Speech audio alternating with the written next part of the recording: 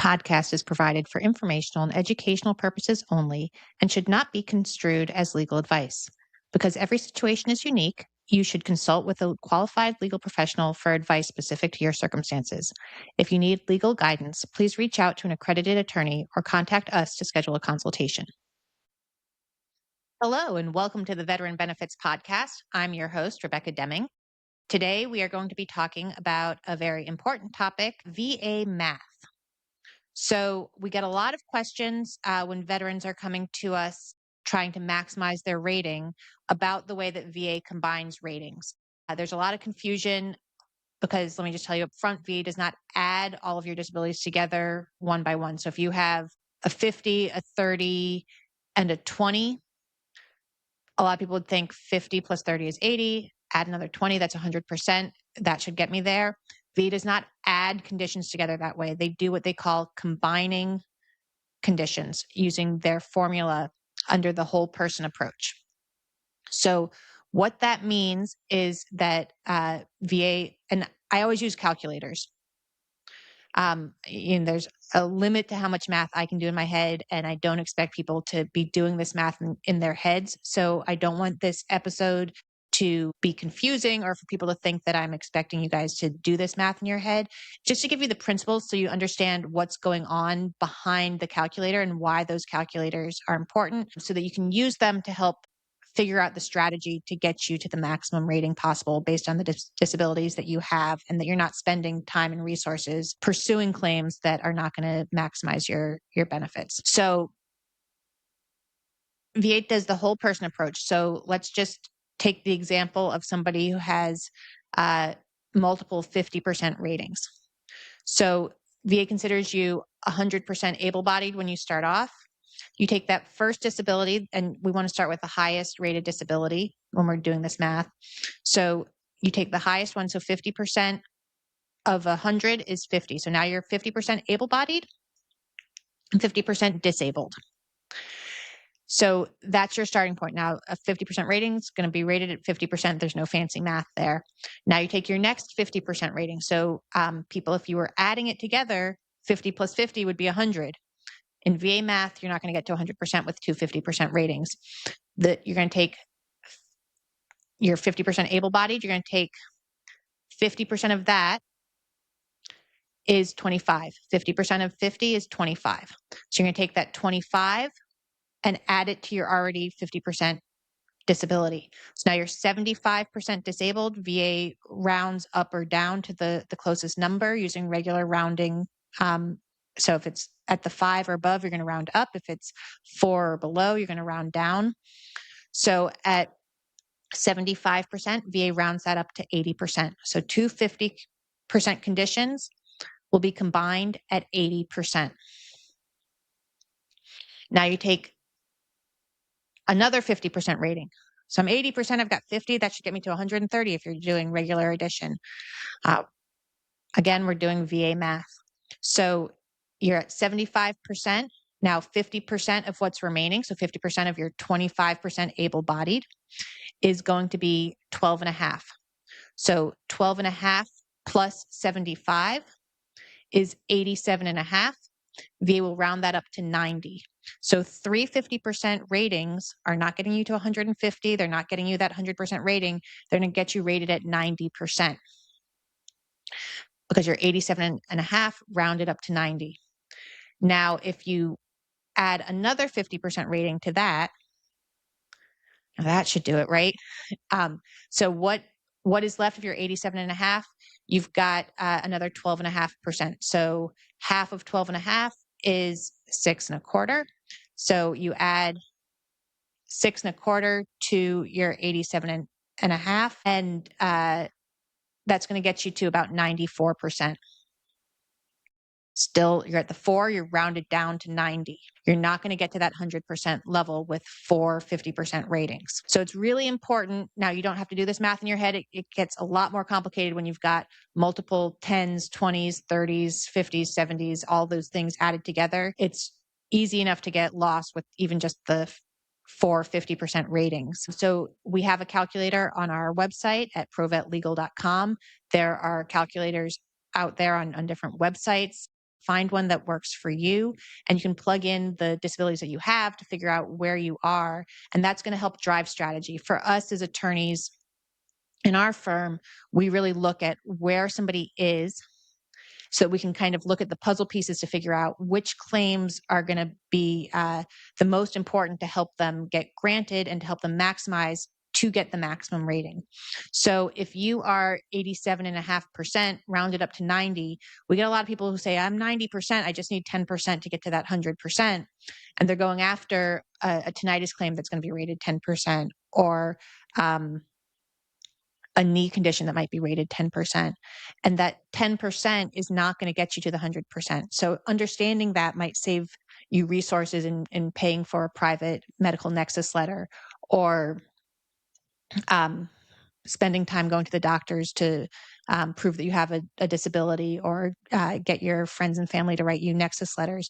If it's not going to move the needle for you, it may be more beneficial to work on something else, or realize that, hey, you don't have enough disabilities to get to that next level. So maybe let's just put a pin in this one for now and not waste time pursuing something that's not going to increase the amount of pay that you're going to get. Occasionally there are reasons to pursue things that aren't going to increase your pay, but understanding the VA math and being able to use those calculators really helps drive decision making and figuring out where to put resources when we're trying to maximize the benefits for our veterans. So the other piece in understanding VA math is what they call the bilateral factor. And what the bilateral factor does is it gives you a slight increase in the rating if either both of your arms or both of your legs have service-connected disabilities. So when I say arms, I mean anything from your shoulders to your fingertips. So if you have a right shoulder strain and a left limitation of motion in your pinky finger, you're going to have the bilateral factor. Same with the lower extremities. So if you have anything from hips to toes, as long as you have something on the right side and the left side, VA will assign what they call the bilateral factor for that. And what that is VA will combine those two ratings and then add 10% to it. It adds a minuscule amount, but sometimes that's the difference that you need. If you're right on the cusp, the difference between a 74 rounded down to a 70 and a 75 rounded up to an 80. So sometimes those bilateral factor things can really add and make the difference in the amount of compensation you're getting. Now, you don't have to have an even number of things on either side. So you don't have to have, and they don't have to match up. Like I said, you could have a right shoulder and a left fingertip. That's going to trigger the bilateral factor. If you also have a right elbow condition, and you've got three conditions, a shoulder, fingertip, and an elbow, all three are going to go into that bilateral factor. So the calculators you're using usually have those built in. The one on our website has the bilateral factor built in, but you want to make sure that you're entering conditions on the bilateral, under a bilateral factor, if that applies to your situation. So sometimes something won't get a bilateral factor, like if only your right arm is impacted and you have nothing on your left side that goes under the regular side, you're not getting any bump up for bilateral factor. If you then get a left side arm condition rated, all of the conditions on your right side move over to the bilateral factor and get that additional bump up. It is only for extremities. It's only for arms and legs. You can't mix and match either. So you can't have a right arm and a left leg condition. It's either both arms or both legs are involved, or feet or hips or knees, or any body part on your leg would count as a lower extremity condition. So that's the bilateral factor. It's not paired organs. It's not right and left ear, right and left eye, right and left nostril. Those ones do not get the bilateral factor. It's only for your limbs. And so you do want to make sure, if your calculator you're using is asking for you to list the conditions on your arms or your legs, you want to make sure that you're doing that so that it can calculate that you have that bump up for the bilateral factor. And sometimes it makes no difference. Sometimes, it's the difference between a 71% and a 72%. Either way, it's going to be rounded down to 70. But like I said, sometimes using that bilateral factor can be the difference between a 70 and a 75 if you're right on that cusp, or if you have enough of the conditions in the bilateral factor section, it can significantly add to your disability rating and get you to the maximum level. You don't need to do anything to apply for bilateral factor. VA automatically applies that. It's just that you can understand how VA is doing math and understanding where you're putting your efforts to try to maximize your benefits. You don't have to ask VA to apply the bilateral factor. They will automatically apply that. Is a very limited situation where you would get the higher rating by not applying the bilateral factor. And from a math perspective, I do not understand how that works out, but I have seen it work out where sometimes if you enter things on the regular side of the calculator, not applying the bilateral factor, you end up with a higher rating than if you apply the bilateral factor. If that's the case, VA still has to give you the higher rating. They can't use the bilateral factor to reduce your rating. It is supposed to be a benefit to the veteran to maximize your ratings.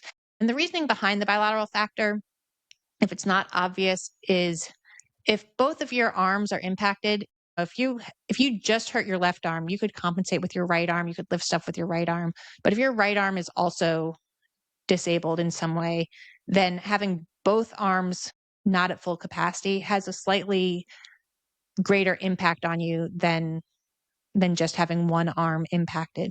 Same with your legs. If you can compensate with one leg and carry more of your weight or use that as a limp.